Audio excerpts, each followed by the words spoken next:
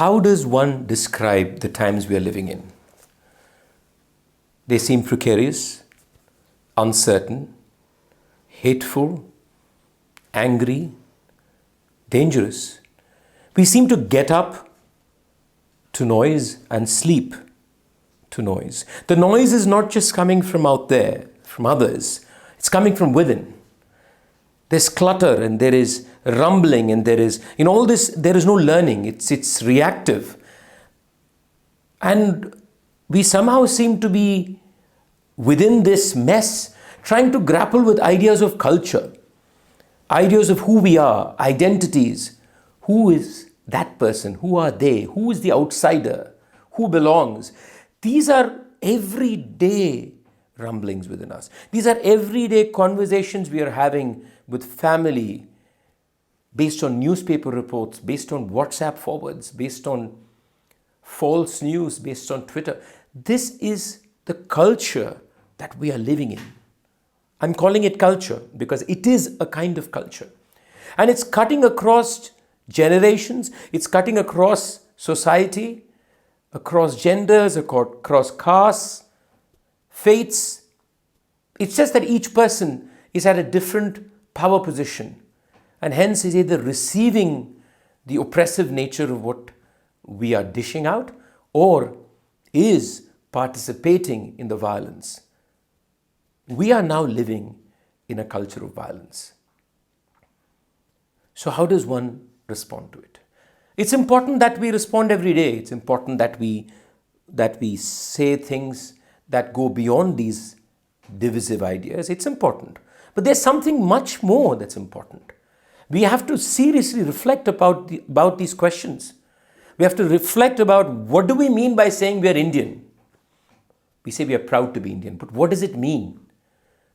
Is it just one line within which we live? Is there an idea of India, truly? Let's ask that question. Not just historically, but culturally. Is there an India within you and me? Is there an India within every citizen? Does every citizen feel as Indian as I feel? Do they feel differently Indian? Do they feel that they don't belong? Are they being told they are not Indian? These are all the contradictions that we have to face up to. I'm a musician. I have sung from the age of 6. I sing a form of music, Carnatic music, that's supposed to epitomize the idea of Indian culture. I have been told this. I believed it. And I still believe it in some ways. But what did I really represent? What do I represent? What is this culture? You know, we keep reading about India as being the land of diverse culture. I myself call it a cradle, where multiple cultures came in, mingled, talked to each other, disagreed with each other. There is this deeply sentimental description of India. And in order to battle today, we seem to be running back to sentimentality, back to nostalgia, back to calling out names like Khabar and say, look, that's India. But these are all half-truths, isn't it? Because India is always a complicated place. India is not a seamless, creaseless textile. It is, like every other part of the world, messy. And so when we speak about Indian culture in the past, let's put some reality to it. Let's first agree that human beings are always human beings and we will do what we always do. So when we are facing what we are facing today, we should not just be responding to today or the next 2 years, but we have to reflect upon the past and the present because we need to think of the next 2 decades. Because this has to change. The way we engage with culture has to change now. There's an urgency to it. So what do we do with our past? Do we then say the past is a horrible place where evil things happen? Yes, evil things did happen. The past is a place where people were divided, like today. Yes, of course it was. The past was a place where as much as we sang beautiful songs, we also made sure some people couldn't sing songs. Of course we did. But isn't that contradiction really India? the existence of that contradiction, that existence of the most wonderful sayings from the wonderful sages of and the saints of various faiths, and the violent acts of some, the violent thoughts of some, the othering of people. And they belong to every section of society. So, as a person of song, sometimes when I sing a song, I am reflecting about this. I am reflecting about, what does the song say? What does it say about the past? What does it say about me? Am I about myself and about today? Am I in a way passing on to people who are listening to me just one side, just one angle? How do we get multiple angles together? So let's talk about cultures in a manner that is complex, that is unresolved. It doesn't have to be resolved. But what is this that we are missing today? Because it's true that what we are facing today is eminently different from what we have faced before. I think that's undeniable. So as much as I say all this, let's ask that question too. Why is today so much more precarious than 20 years ago? What is different? What is different is two things. One, we live in times when the people in power, the establishment, is ensuring to its fullest capacity that we do not believe each of us have to live together unless we belong to one way of living. This is true. The establishment may not say it itself, by itself, it does. Sometimes its various networks operate, bruise people, kill people, abuse people. So here we are facing an establishment-based violence. That's one reason. The other is this poison has gone into every one of us. None of us, including me who's having this conversation with you, is not having the poison within. I have the poison within.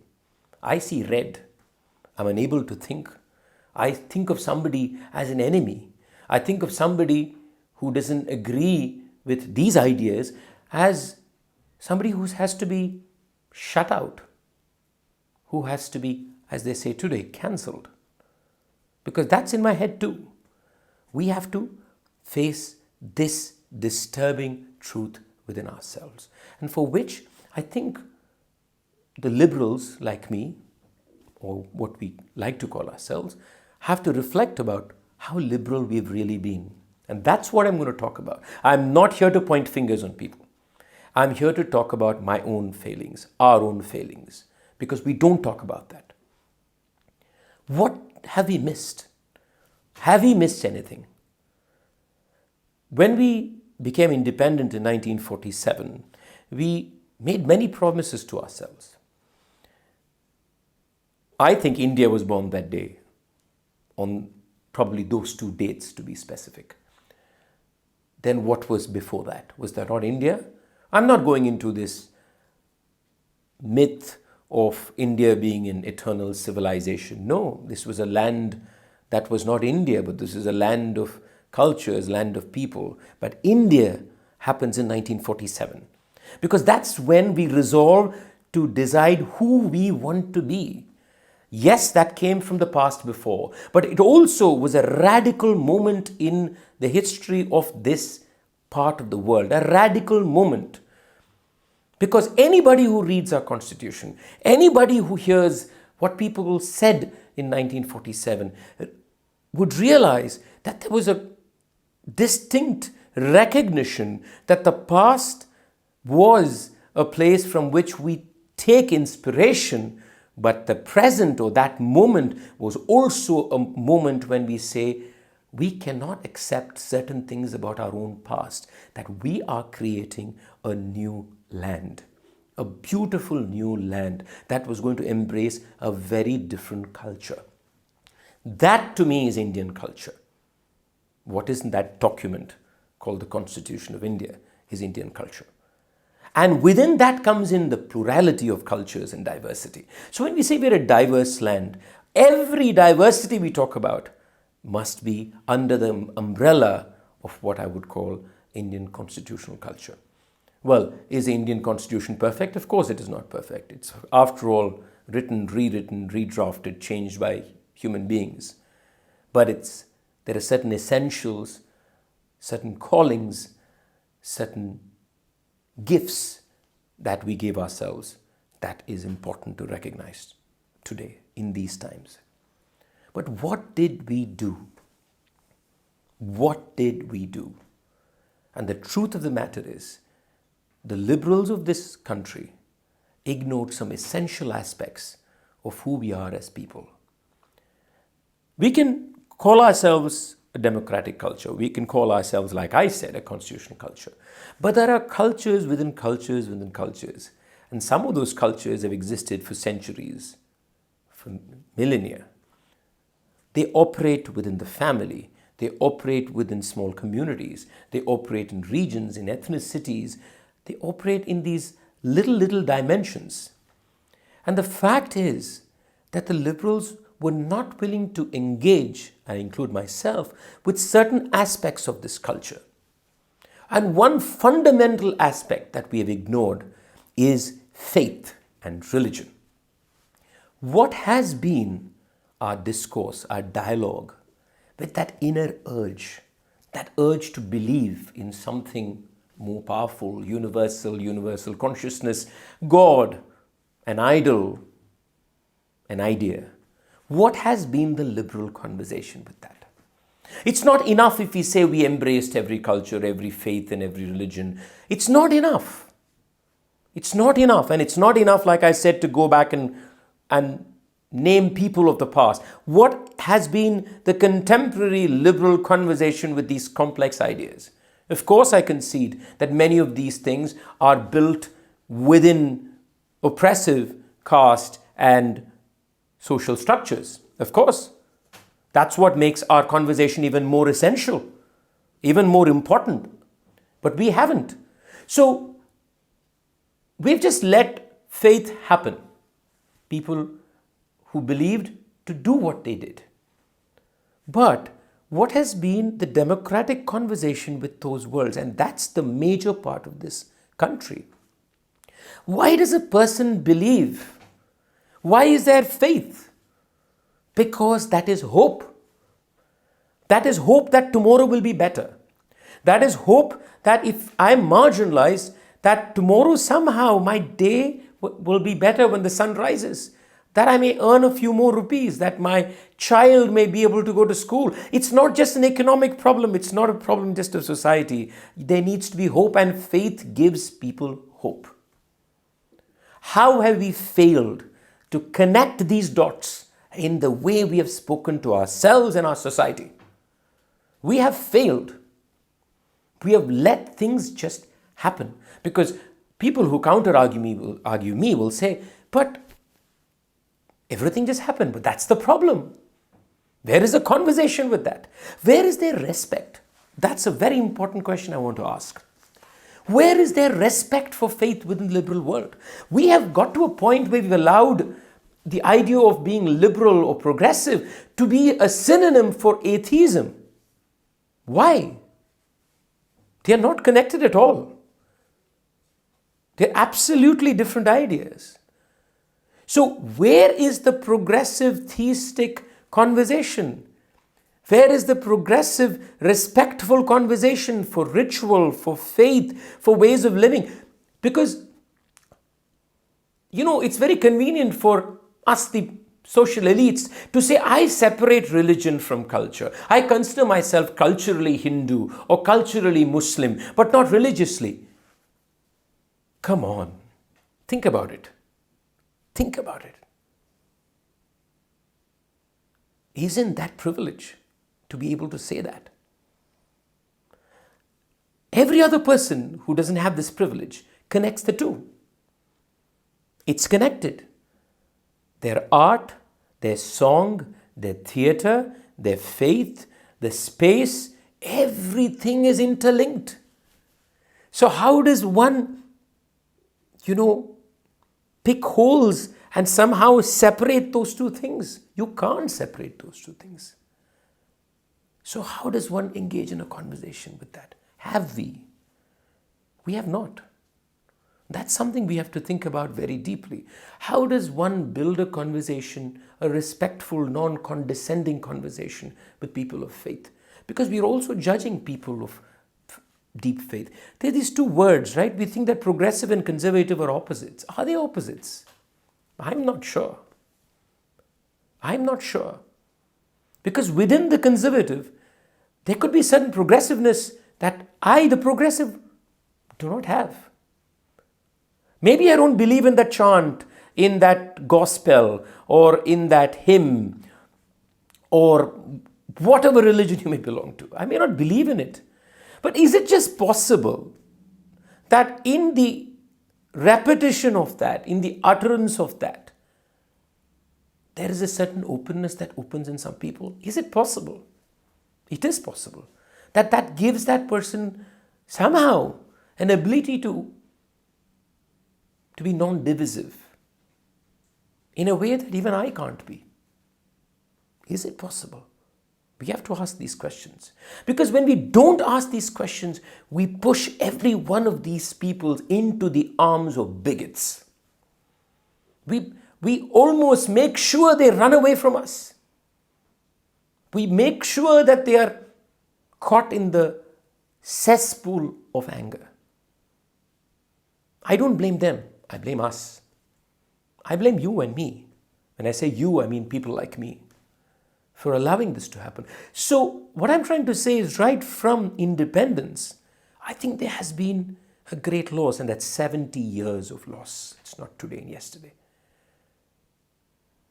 The constitutional culture was never an umbrella. Because if it was an umbrella, then we would have had this engaging conversation. Because the Constitution does not belittle any of this. The Constitution does not disregard any of this. The Constitution is not condescending of people. It does not typecast people as progressive, conservative. The Constitution doesn't call itself liberal. It calls itself equitable, equality, fraternity, justice. These are the words we give ourselves. Not these divisions within political discourse. What about the way I studied in school? That's a very important part of this conversation. What was my school like? What did I read in my school? You know, people will tell me, there was a time when I went to school, we used to sing these songs where we celebrated every religion. Yes, but what was the conversations that we had around it? Our entire schooling system is discriminative. We have private schools and we have public schools.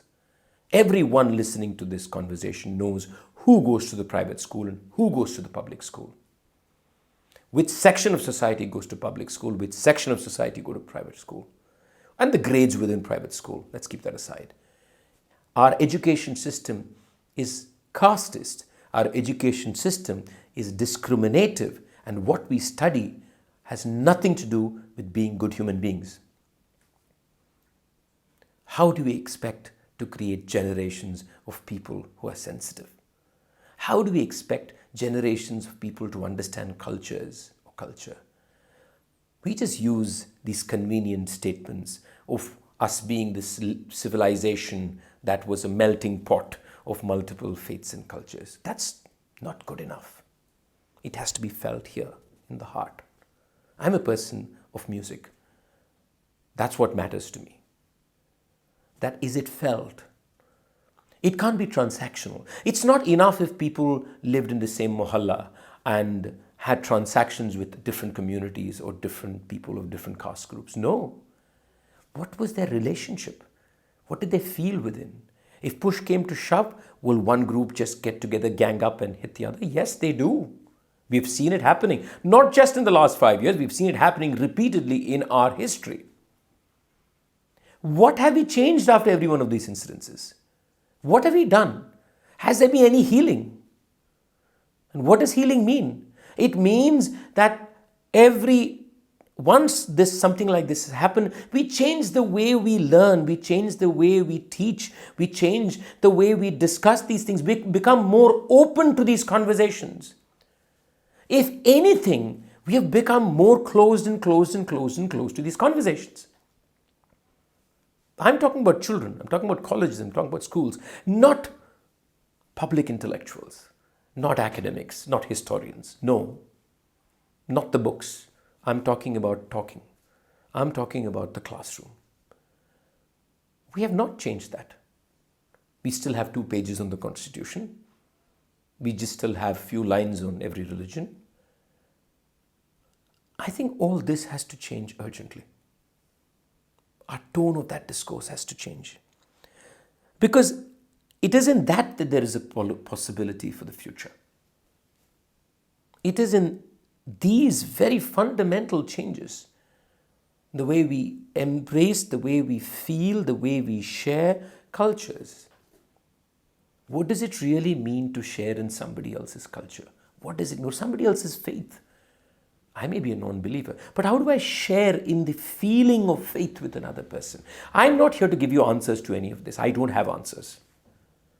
I only have doubts. I only have questions. I'm as disturbed as you are. So that's the best I can do.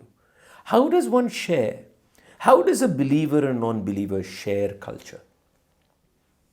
How do they do that? What is the preciousness that they share? Is there anything? These are the difficult questions. These are the gaps that we need to address. Because if we don't do that, we probably are just putting Band-Aid again. It is the culmination of decades and decades of letting things just be. Turning a blind eye every time something happened beyond that incident. If there was violence, we respond for 4 months and then we forgot about it.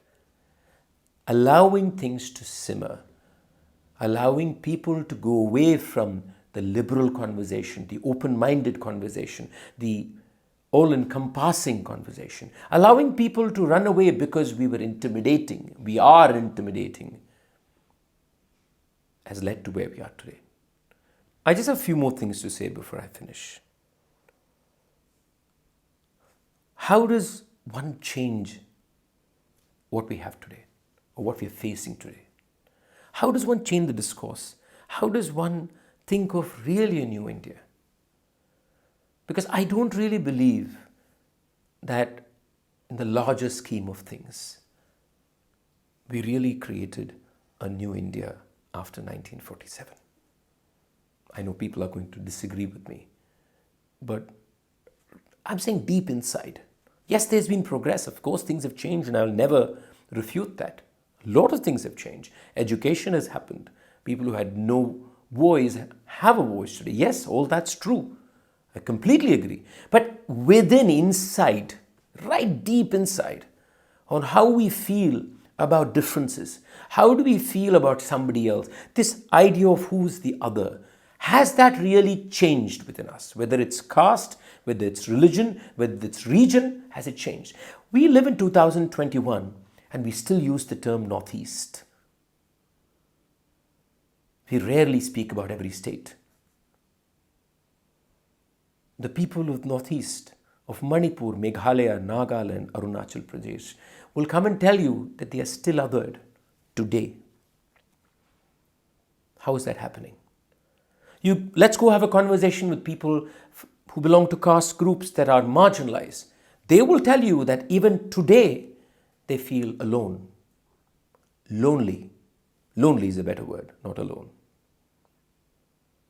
Let's go speak to the Muslims of India, the Christians of India, and ask them how they feel. They will tell you that they feel extremely othered, almost told every day they don't belong. This environment is reality today, not just because of a few years. It's a reality because of a failing, I believe, of 7 decades. So what we are seeing today is a compounding of a lacking. We have chosen to address certain things when it was convenient, and we have chosen not to address certain things when it was inconvenient. This game of convenience and inconvenience, cultural convenience and cultural inconvenience, religious convenience and religious inconvenience, has allowed for us to be facing this monstrosity that we are facing from the establishment and from the people around. I don't think we ever got to a point where we couldn't have a conversation with our family, even if we differed. Today we are there, which means it's hit so deep. It's tapped into something. Let's recognize that. When somebody has so much anger, I can completely disagree with that anger, and I do. But the fact is the anger is true, right? Now, is the anger entirely generated by external forces, or are external forces triggering something that is so deep-seated? How does one change the nature of that? That is our challenge. That deep-seatedness, that deep-seated feeling of power, especially. How does one handle that? How does one engage with it? We will not be able to speak to people who are in the extremes. Of course we will not be able to. I don't think we will be able to. But we can speak to a lot of the people who feel it but don't know why they feel it. They feel it but don't know why. We can speak to the people who are at the receiving end. We should speak to the people at the receiving end and wonder why we didn't do anything. We failed them. We have failed the Dalits of India. We have failed the Muslims of India. We have failed the Christians of India. And we have failed talking to people of faith who, within themselves, I will say are good people, but have been dragged into the gutter. So this is the challenge we have in front of us. I know I didn't say very many happy things and celebrate Indian culture or cultures, because I do believe that in just painting that picture, there is no introspection, there's no reflection. I may be wrong with many things I said today, and that is not the problem. You can disagree with that. But I feel very deeply. It's very personal, this conversation. Because as a musician, I sing songs of faith. I sing songs which are not of faith. I sing songs of society. I sing songs of politics. I sing songs of all kinds. They coexist. But I ask my question to myself, how are these songs talking to each other? Am I, as the singer, able to create a bridge between these songs?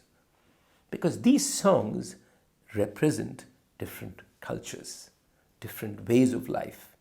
Can there be a respectful exchange between these words and these songs and these melodies and these rhythms?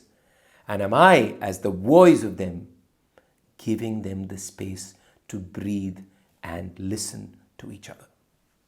I leave you with the hope that there is sharing between these different ideas of living, of cultures. But let's keep in mind that it is not going to happen automatically. We have to work towards it. Thank you very much.